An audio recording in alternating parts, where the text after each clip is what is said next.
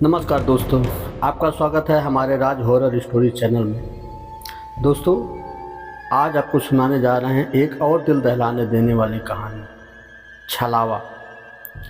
Ramesh railway station पर guard की नौकरी करता था। उसकी शिफ्ट हाल में ही रात की हो गई और उसका ट्रांसफ़र एक ऐसे रेलवे स्टेशन पर कर दिया जो काफ़ी सुनसान और वीरान था। वहाँ से ज़्यादा गाड़ियाँ नहीं गुजरती थी और प्लेटफार्म भी अक्सर सुनसान ही रहता था। उस स्टेशन पर ज़्यादा पैसेंजर भी वेट नहीं करते थे। शहर की आबादी कम थी। रमेश इस बात से काफ़ी नाराज़ था कि उसका ट्रांसफ़र ऐसी वीरान जगह पर कर दिया गया। एक रात रमेश खुद से ही बड़बड़ाता हुआ चला जा रहा था। क्या मुसीबत है, अच्छी खासी घर के पास नौकरी चल रही थी, बेकार ही सुनसान जगह पर ट्रांसफ़र हो गया। 1 महीना देखता हूँ, फिर क्या बात कर लूँगा। ट्रांसफ़र की उसका यहाँ नौकरी करने का बिल्कुल भी मन नहीं था। हाथ में लालटेन लिए और दूसरे हाथ में डंडा पकड़े हुए वह प्लेटफार्म के चक्कर लगा रहा था। बीच बीच में सीटी बजा देता। एक रात की बात है। उस रात गार्ड प्लेटफार्म पर उसके अलावा और कोई नहीं था। रात के 2 बज रहे थे। रमेश ने देखा कि एक आदमी बेंच पर बैठा था। ठंड का मौसम था और वह आदमी ठंड से कांप रहा था। रमेश उसके सामने जाकर खड़ा हो गया और उससे पूछताछ करने लगा, कौन है भाई? उसने देखा कि आदमी ठंड लग रही है। वह आदमी कुछ बोल नहीं रहा था। उस आदमी ने कुछ नहीं कहा। अरे कुछ तो बताओ, कौन हो? आदमी बस ठंड से कांपा जा रहा था। उसने उसे अपने बैग से एक शॉल निकाल कर दे दिया। आदमी जैसे ही रमेश की तरफ बढ़ा, रमेश डर गया। उस आदमी का चेहरा ही गायब था। रमेश वहाँ से भागकर वेटिंग रूम में आ गया। उसने जो देखा था उसे अपनी आंखों पर यकीन नहीं हो रहा था। वह फिर से वहाँ कुछ देर बाद उसी जगह पर चेक करने गया तो उसने देखा कि वहाँ कोई भी नहीं था, बस उसका शॉल गिरा हुआ था। उसने वह शॉल उठाया और सुबह घर लौट गया। वह इस हादसे को एक बुरे सपने की तरह भूल गया था। इतनी सुनसान जगह और इतनी गहराई रात, पूरा सपना ही हो गया, बुरा सपना ही हो गया। रमेश तो इस वीराने में अपना मानसिक संतुलन खो दे।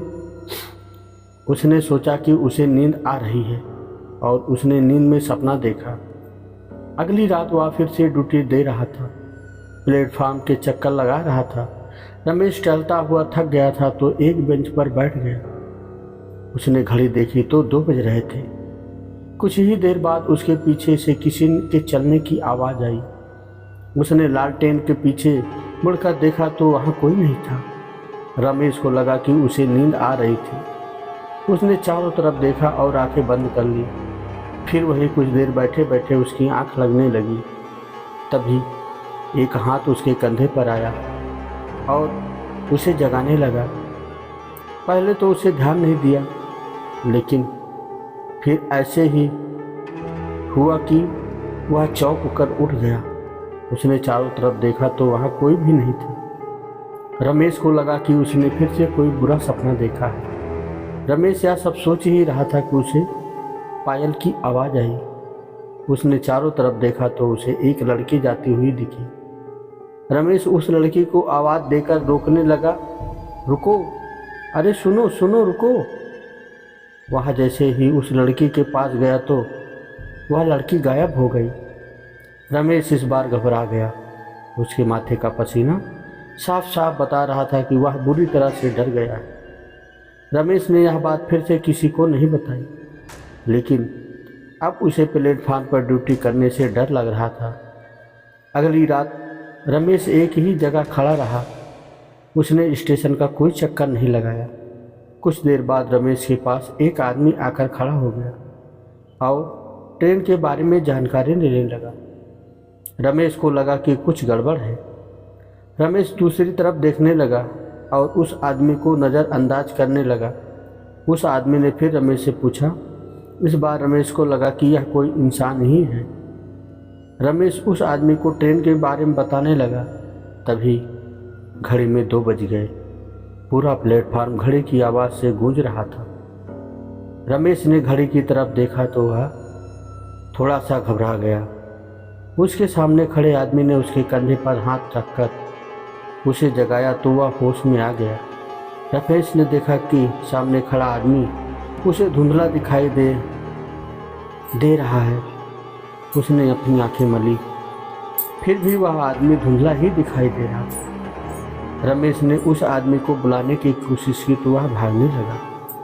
रमेश भी उसके पीछे भागने लगा और वह आदमी अचानक से पटरी की तरफ भागने लगा और गायब हो गया। रमेश अपना बैलेंस नहीं बना पाया और पृथ्वी पर गिर गया। उसने ट्रेन की आवाज़ सुनी और घबरा गया। उसे सब धुंधला दिखाई दे रहा था। वह डर से चिल्लाने लगा। तभी रेलवे मास्टर प्रसाद भागा हुआ आया और उसने रमेश को पटरी से बाहर निकाला। रमेश कुछ देर तक बेहोश रहा। रेलवे मास्टर प्रसाद ने रमेश के ऊपर पानी छिड़का तो वह उठकर चिल्लाने लगा। प्रसाद ने उसे शांत किया और उसे दिलासा दिया कि वह ठीक है। रमेश को कुछ भी समझ नहीं आ रहा था कि उसके साथ यह हादसा कैसे हो रहे हैं। प्रसाद ने पहले तो उसे डांटा कि वह पटरी के इतने पास क्यों गया। रमेश ने प्रसाद को अपने साथ घट रही सारी अजीब घटनाओं के बारे में विस्तार से बताया। प्रसाद तुरंत ही समझ गया। उसने कहा, इस इलाके में कई छलावे रहते हैं। वो सब रूप और शरीर बदल बदल कर आपसे बात करना चाहते हैं। उसके बाद आपको नुकसान पहुंचाने की भी कोशिश करते हैं। रमेश छलावे का नाम सुनकर बुरी तरह से काँप रहा था। वह जल्दी से स्टेशन से भागने लगा। प्रसाद ने उसे समझाया कि ऐसे भागने से कोई फ़ायदा नहीं है। बस इन सबका एक ही इलाज है कि जब भी तुम्हारा ध्यान अपनी तरफ खींचने की कोशिश करे तो तुम्हें इन पर बिल्कुल भी ध्यान नहीं देना है और छलावे से बातें तो बिल्कुल नहीं करनी है। रमेश प्रसाद की बात ध्यान से सुनता रहा। फिर थोड़ी देर बाद उठकर प्लेटफार्म पर जाने लगा। उसने देखा सामने से एक आदमी आ रहा है। वह आदमी और कोई नहीं प्रसाद था। रमेश को समझ नहीं आ रहा था कि प्रसाद तो उसके साथ कमरे में था, फिर ये कौन है। तब तक प्रसाद उसके पास आकर उससे बात करने लगा। प्रसाद ने रमेश की घबराहट की वजह पूछी तो रमेश शांत खड़ा था। अरे रमेश, क्या हुआ? इतना घबराए हुए क्यों हो? प्रसाद ने उसे बताया कि आज उसे आने में देरी हो गई क्योंकि उसकी पत्नी की तबीयत खराब हो गई थी। यह बात सुनकर रमेश को धक्का लगा। वह भागता हुआ रूम में गया। उसने देखा कि प्रसाद डेस्क पर बैठा हुआ है और अपना काम कर रहा है। उसने कमरे से बाहर जाकर देखा तो वहाँ कोई भी नहीं था। रमेश घबराकर स्टेशन से भागने लगा। तभी उसका एक पैर एक लात से टकरा गया और वह गिर पड़ा। उसने देखा कि सामने प्रसाद की लाश पड़ी है और ऐसा लग रहा था कि उसे मरे हुए काफ़ी दिन हो चुके थे। रमेश घबराकर उठने लगा तो और उठकर भागने लगा। लाश की आंखें खुली और वह रमेश के पैरों पर लिपट गई। रमेश प्रसाद की लाश जोर जोर से चिल्लाने लगी। उसे कोई बचाने और वह मारना नहीं चाहता था। रमेश को कुछ भी समझ नहीं आ रहा था। उसने अपनी पूरी जान लगा दी और स्टेशन से निकलने और चिंतित होकर रमेश उस स्थान से भाग गया। कुछ दिनों बाद वह नए स्थान पर गार्ड की ड्यूटी कर आया। वह एक रात की ड्यूटी पर था कि उसने देखा कि घड़ी में 2 बज चुके हैं। प्लेटफार्म पूरी तरह से खाली था। उसके कंधे पर किसी ने हाथ रखा। गार्ड ने देखा कि वहाँ कोई नहीं था। वह प्लेटफार्म पर चक्कर काटने लगा कि उसे दूर से एक परछाई दिखी। वह परछाई एक शरीर में बदल गई और उस गार्ड के पास जाकर खड़ी हो गई। गार्ड ने पीछे मुड़कर देखा और उसके सामने रमेश खड़ा था।